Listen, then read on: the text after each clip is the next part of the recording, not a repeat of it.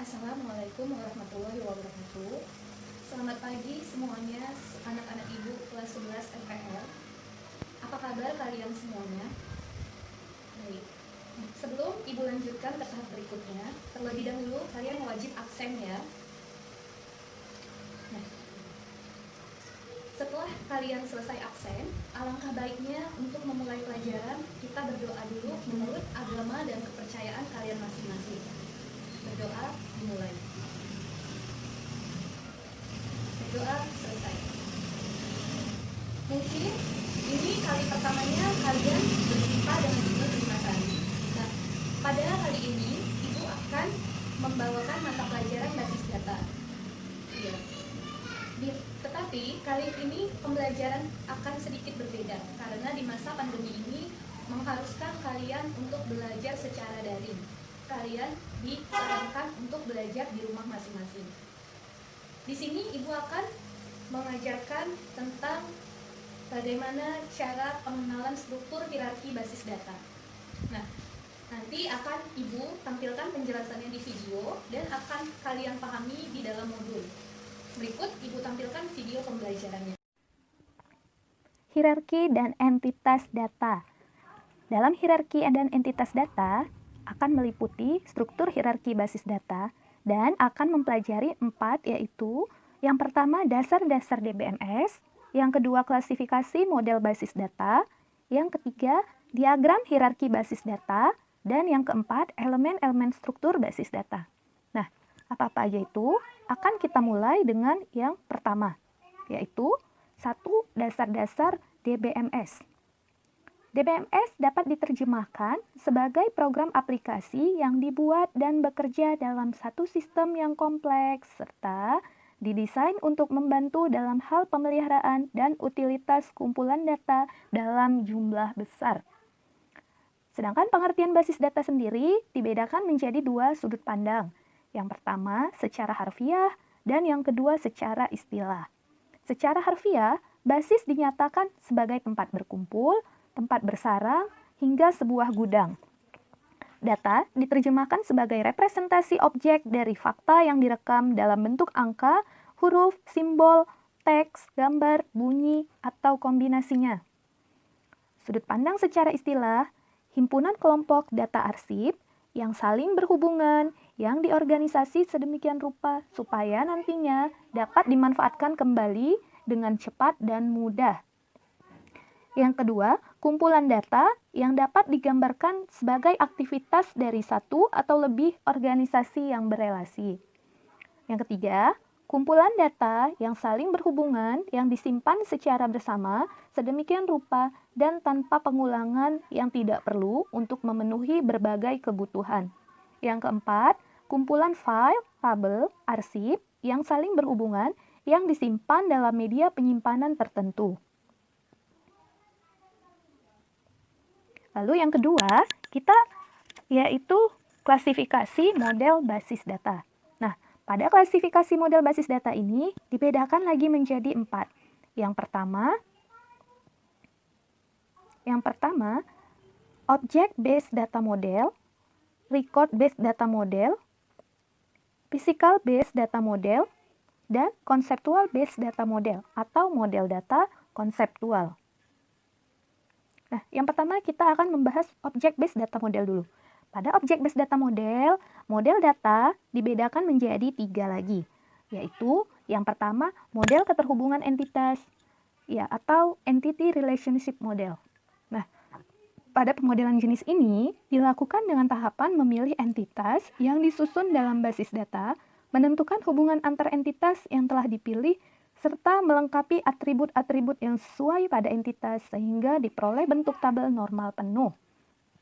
Di sini ada satu buah tabel, yaitu tabel mengenai simbol ERD. Nah, yang pertama, lambangnya berbentuk persegi panjang. Fungsinya adalah sebagai lambang objek dasar. Yang kedua, berbentuk garis sebagai lambang adanya relasi. Ketiga, lambang belah ketupat yang menunjukkan adanya lambang relasi. Dan yang keempat, oval atau elips yang menunjukkan lambang atribut dan objek dasar. Lalu, Tadi model yang pertama, model keterhubungan entitas. Nah, yang kedua, binary model. Pemetaan data dengan menggunakan true dan false atau menggunakan simbol bilangan 0 dan 1 yang memiliki kondisi tertentu atau hanya dalam mode alternatif. Jenis-jenis binary model memiliki tipe biner one to one, one to many, dan many to many.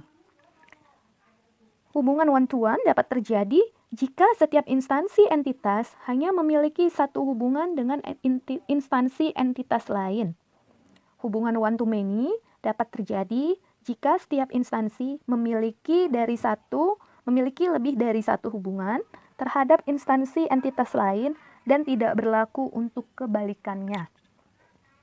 Hubungan many to many dapat terjadi jika entitas yang bersangkutan memiliki lebih dari satu dari setiap instansi entitas terhadap instansi entitas lainnya. Nah, yang ketiga yaitu model data semantik. Model data semantik hampir sama dengan entity relationship, di mana relasi antara objek dasar tidak dinyatakan dengan lambang, tetapi menggunakan kata-kata. Nah, itu yang membedakan model semantik dengan entity relationship model atau model keterhubungan. Kalau model keterhubungan menggunakan lambang atau simbol seperti yang ada pada tabel tadi. Nah, kalau model data semantik, di sini kita menggunakan kata-kata. Dua jenis lambang yang dimiliki oleh semantik model adalah lambang garis yang ada tanda panah untuk menunjukkan adanya relasi dan lambang garis untuk menunjukkan atribut. Di sini ada satu contoh gambarnya. Nah, di mana bank berelasi dengan tabungan, yaitu relasinya sebagai bank melayani customer yang akan membuka tabungan. Nah, di situ ada relasi adanya nasabah, customer adanya nasabah. Nasabahnya adalah si Fulan. Si Fulan merupakan customer yang mempunyai tabungan. Jadi petugas bank melayani pembukaan tabungan, yaitu berupa nomor rekening dan saldo. Sedangkan data dari si Fulan sendiri, data nomor rekening dan alamatnya.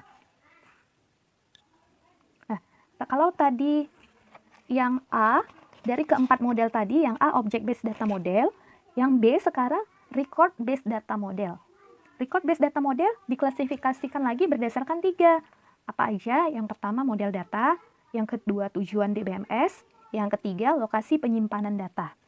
Nah, klasifikasi berdasarkan model data dibedakan lagi menjadi 3, yaitu model relational, database relasi, model hierarki, tree structure model, model jaringan, network database model. Model relasi sendiri, yaitu di sini database dengan menggunakan model relasi disebut sebagai RDBMS. Nah, di sini model relasi ini disusun dalam bentuk tabel 2 dimensi yang terdiri dari baris dan kolom.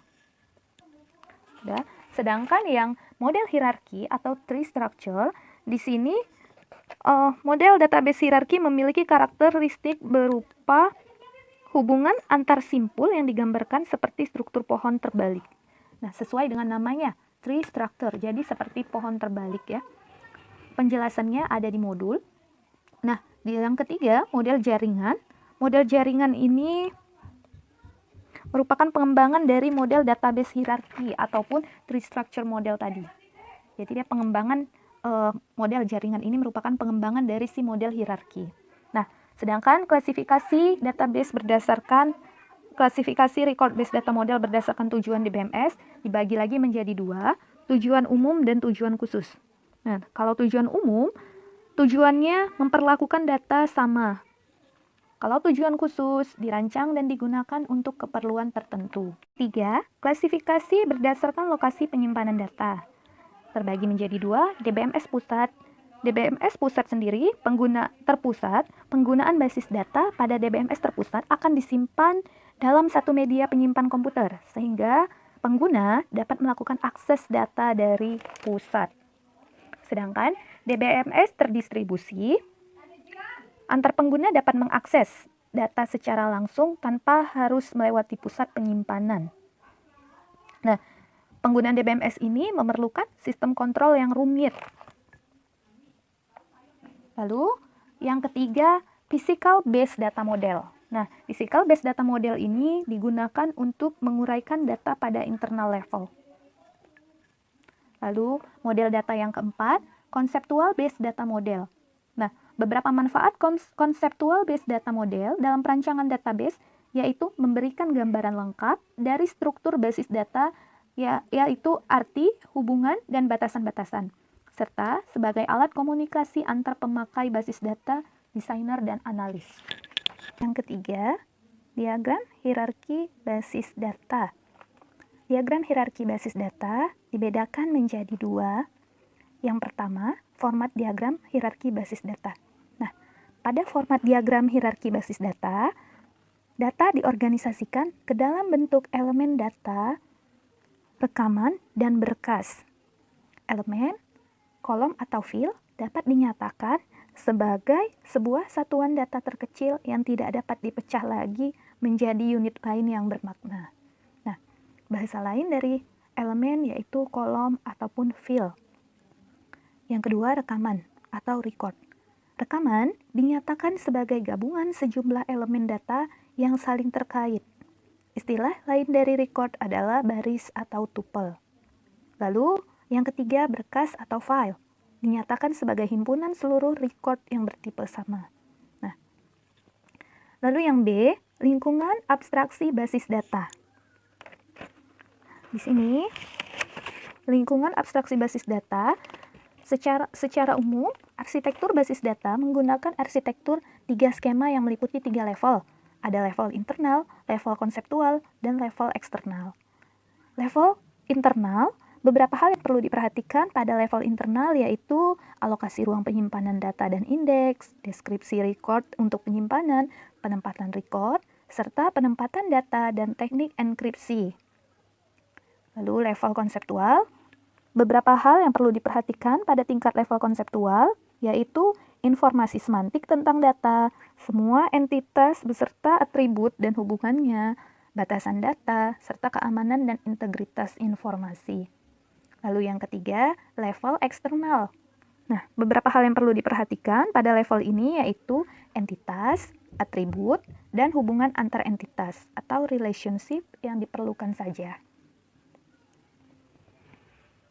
Kalau tadi yang ketiga diagram hierarki basis data, maka yang keempat atau yang terakhir yaitu elemen-elemen struktur basis data. Nah, pada elemen struktur basis data memiliki 5 elemen, yaitu yang pertama, entitas. Entitas, objek yang terdefinisikan memiliki karakteristik sama dan bisa dibedakan satu dengan lainnya. Itulah yang dinamakan entitas ataupun objek. Yang kedua, atribut. Atribut sebagai deskripsi data yang bisa mengidentifikasi entitas yang membedakan entitas tersebut dengan entitas yang lainnya. Lalu yang ketiga ada data value sebagai data aktual atau informasi yang disimpan pada tiap data, elemen, atau atribut. Yang keempat, file atau tabel. Sebagai kumpulan record sejenis yang memiliki panjang elemen dan atribut yang sama, tetapi berbeda pada nilai datanya. Lalu yang kelima ada record atau tuple ataupun baris. Sebagai kumpulan elemen-elemen yang saling berkaitan dalam menginformasikan tentang suatu entitas secara lengkap. Nah, kalau tadi ada elemen basis data, maka yang satunya lagi ada komponen basis data pada elemen-elemen struktur basis data. Nah, komponen basis datanya memiliki 6 komponen. Yang pertama, data. Data di database akan tersimpan secara terintegrasi sebagai sebuah kumpulan dari berbagai macam file, sehingga disusun dengan cara menghilangkan bagian-bagian file yang mengalami pengulangan atau file yang rangkap.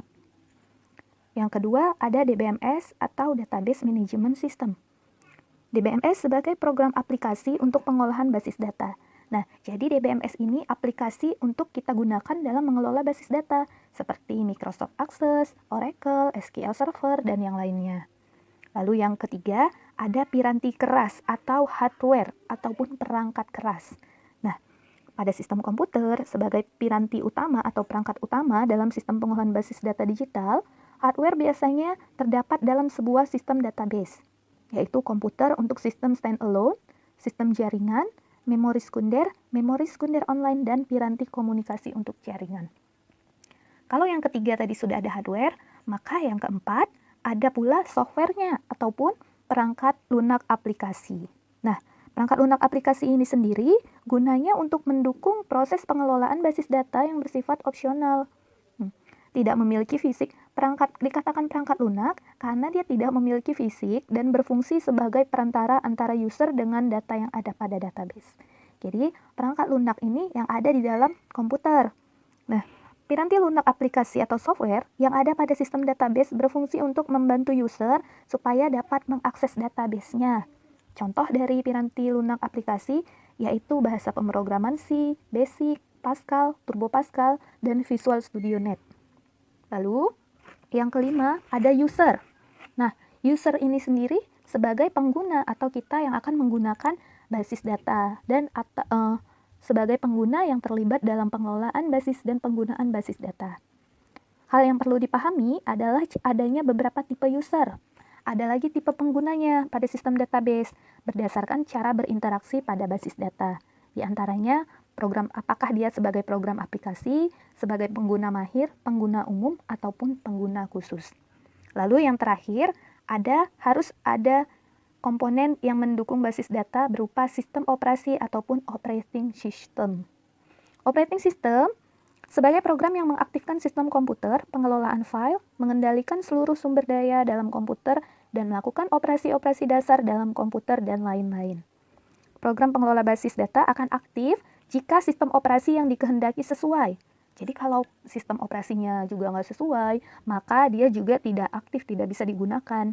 Nah, contoh-contoh sistem operasi yang biasa digunakan yaitu Microsoft MS-DOS, Microsoft Windows dengan segala versi Unix, Linux, macOS, dan yang lain. Demikianlah video yang barusan kalian saksikan. Ibu berharap kalian semua dapat memahami dan mengerti materi yang ada di video pembelajaran tersebut. Sekian dan terima kasih. Wassalamualaikum warahmatullahi wabarakatuh.